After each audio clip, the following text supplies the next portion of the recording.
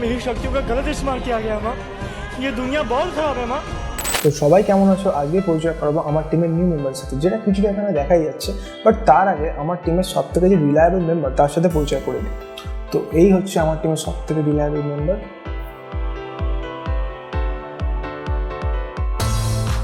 যদিও কোডিংয়ের জন্য কেনা হয়েছিল, বাট मेरी शक्तियों का गलत इस्तेमाल किया गया माँ। ये दुनिया बहुत खराब है माँ। তো চলো নিউ মেম্বারের সঙ্গে দেখা করা যাক।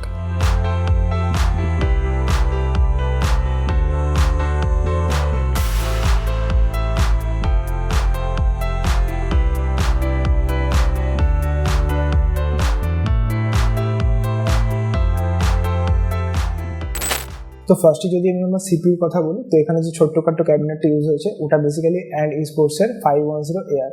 অ্যান্ড নেক্সট যেটা ইম্পর্টেন্ট কম্পোনেন্ট চলে আসে সেটা হচ্ছে মাদারবোর্ড। তো এখানে মাদারবোর্ড আছে গিগাবাইটের Z790 UDAX। তারপর হচ্ছে প্রসেসর। আমি জাস্ট ভাবি প্রসেসরের কথা, যে সব থেকে ছোটো কম্পোনেন্ট বাট এটার দামই কত বেশি হয়। তো বেসিক্যালি এখানে যেটা ইউজ হয়েছে সেটা হচ্ছে i7 14 Gen প্রসেসর আছে এতে।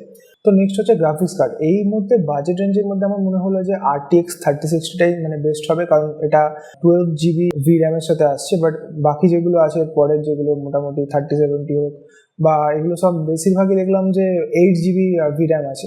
আর নেক্সট যেটা 12GB ভেরিয়েন্ট আছে, যেটা আই গেস 4070, যেটার দাম প্রায় ডাবল। তো এটাই আমার মনে হলো এই রেঞ্জের মধ্যে বেস্ট হবে, RTX 3060।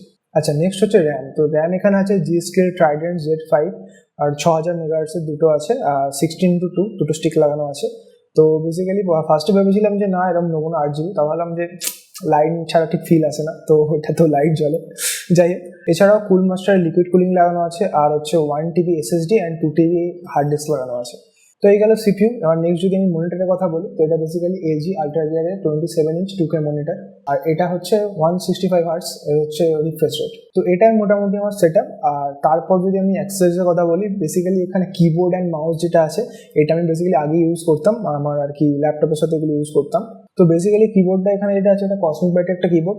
আমি কিনেছিলাম জাস্ট একটা জিনিস দেখে, কারণ এতে অনেকগুলো লাইট মোড ছিল। আমার অন্য কিছুতে এসে যায় না, বাট লাইট মোড ছিল। আর একটা ইন্টারেস্টিং জিনিস আমার লাগে সবেতে, যেটা লাইট জ্বলতে হবে প্লাস লাইট যেন নেভানো যায়।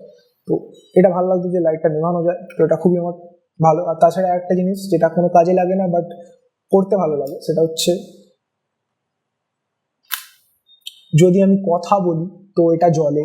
হ্যালো হ্যালো হ্যালো জ্বলছে, দেখা যাচ্ছে এটা, হ্যালো হ্যালো। তো যাই হোক, জানি না দেখা গেল কিনা, বাট এটা একটা ফিচার আছে যে মোড আছে যেটা কথা বললে জ্বলে। এটা ইন্টারেস্টিং লেগেছিল, জানি না কোনো কাজের নয় বাট তাও হয় এটা আর কি। দেন যদি মাউসের কথা বলি, তো এখানে কসমিক ব্যাটারি মাউস আছে, যাতে 1টা 2টো 3টে 4টে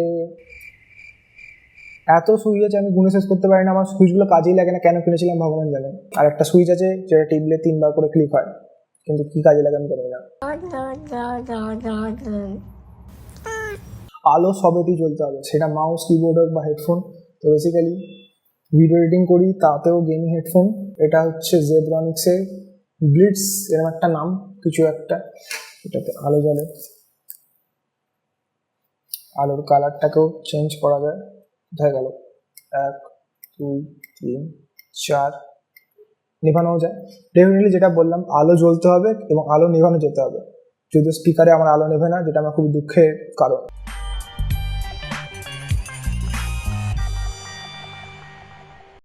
তো হ্যাঁ, স্পিকার নিয়ে তো বলাই হয় না, স্পিকারটাও জেব্রনিক্সের একটা স্পিকার, সামথিং ওয়ারিয়ার 2 বা এরকম ধরনের নাম।